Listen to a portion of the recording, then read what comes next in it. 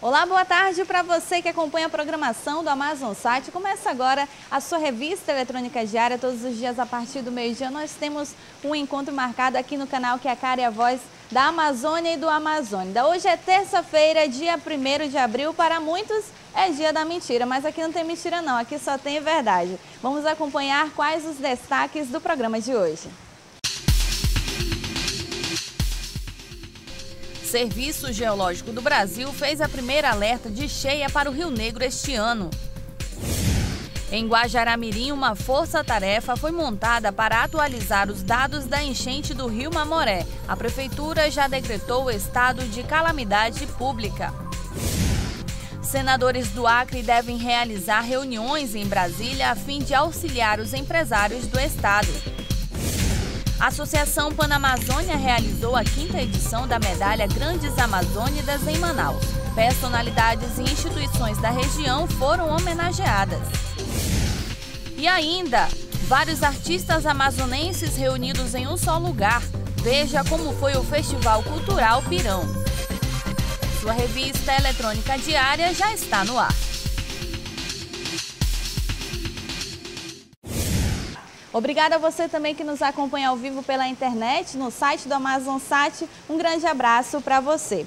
Em assembleia realizada ontem, os servidores da Superintendência da Zona Franca de Manaus, a SUFRAMA, aceitaram as propostas do Ministério do Desenvolvimento e Comércio Exterior. Com a decisão, a greve que completa hoje 42 dias deve chegar ao fim. A SUFRAMA informou que, por meio de assessoria de imprensa, que os estudos serão iniciados em breve. A categoria aguarda agora a efetivação da proposta que, segundo o Sindiframa, depende do Ministério do Planejamento, responsável pelo orçamento do órgão.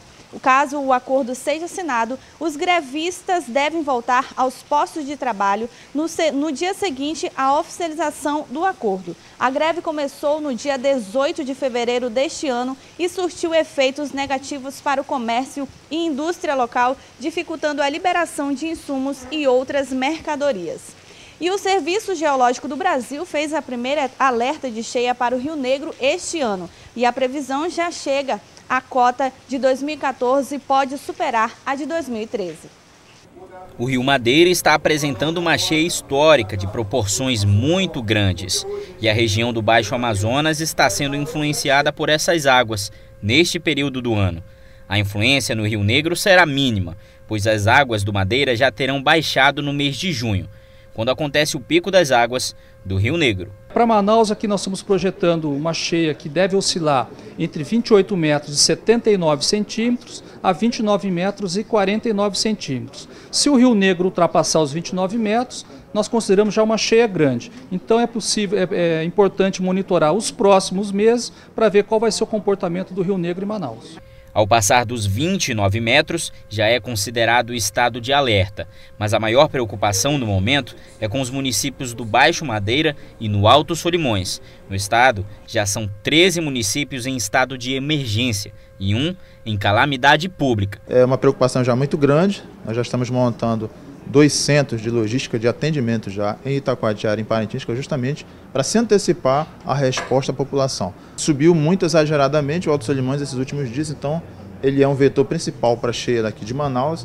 Então nós já estamos com a coordenadoria lá em situação de atenção, já avaliando e verificando com os municípios da Tríplice Fronteira. Então isso é uma preocupação, mas hoje a nossa preocupação já é a região de Itacoatiara, Urucurituba e Parintins, que vai receber toda essa água. O próximo alerta de cheia é dado no dia 30 de abril e é possível verificar com maior precisão se a cheia está dentro da normalidade ou se vai ser uma cheia de grandes proporções. Enquanto isso, em Rondônia, a Companhia de Águas e Esgotos do Estado afirmou na manhã de ontem que a população de Porto Velho deve racionalizar o consumo para não sofrer com o desabastecimento de água potável na capital. O estado é de alerta. As bombas de captação das águas do Rio Madeira foram adaptadas a essas boias em frente à maior estação da concessionária, que fica no bairro Santo Antônio, à margem direita do rio, bem próximo à usina. A mudança foi feita por causa do alagamento na Casa de Máquinas. A diretora-presidente da Companhia de Águas e Esgotos de Rondônia, Iacira Azamor, afirma que não há risco de desabastecimento, mas apela para o bom senso. Vamos evitar aí o uso em excesso, né? Vamos tentar trabalhar, usar no baldinho, para a gente poder fazer um controle melhor do uso da água. No bairro Areal, os efeitos da troca das bombas de captação foram sentidos na pele e no bolso dos consumidores. Na casa do pedreiro Antônio Souza Diógenes, água somente da chuva. Caixas d'água foram improvisadas para reter o líquido quando cai do céu. Para poder conseguir alguma água, foi preciso levar uma caixa lá para o fundo do quintal. Lá eu tenho uma calha, juntei água e o pessoal carregava água lá do fundo do quintal da chuva para trazer para tomar banho. Em frente, a situação do aposentado Camilo de Paula não é muito diferente. Falta água nas torneiras, mas o rendimento do comércio aumentou. É que os consumidores estão comprando cada vez mais água mineral para manter a higiene em dia. É ruim porque a gente tem que comprar água para poder tomar o banho. Além de beber, tem que tomar. Dia após dia, centímetro por centímetro, o Rio Madeira vai expulsando famílias, deixando comunidades isoladas. Não apenas aquelas da zona rural, mas também aqui da capital Porto Velho, onde as pessoas que já acumulavam prejuízos têm agora que enfrentar as sanções impostas pela maior cheia de todos os tempos. 4 operários continuam desaparecidos após o rompimento de um muro de contenção na hidrelétrica de Santo Antônio, em Laranjal do Jari, no Amapá. Os trabalhadores estavam a 1 quilômetro do local do rompimento e, mesmo assim, não tiveram tempo para deixar o local. O Ministério do Trabalho está investigando o caso. A obra é vizinha do maior conjunto de quedas d'água do Amapá, a Cachoeira de Santo Antônio, no município de Laranjal do Jari, no sul do estado. A usina começou a ser construída em agosto de 2011, a um custo de R$ 1 bilhão e 200 milhões de reais. A empresa dona da hidrelétrica considera a obra praticamente pronta. Ela iria pedir autorização do IBAMA para agora, em abril, encher o reservatório de água. Mas ele inundou antes da hora, na madrugada do último sábado, depois que o muro de contenção, feito de rocha e terra, rompeu com a cheia do rio Jari, deixando 4 trabalhadores desaparecidos. O rompimento do muro ocorreu a 1 quilômetro de onde os operários estavam. Os funcionários trabalhavam na parte mais profunda do reservatório, 30 metros abaixo.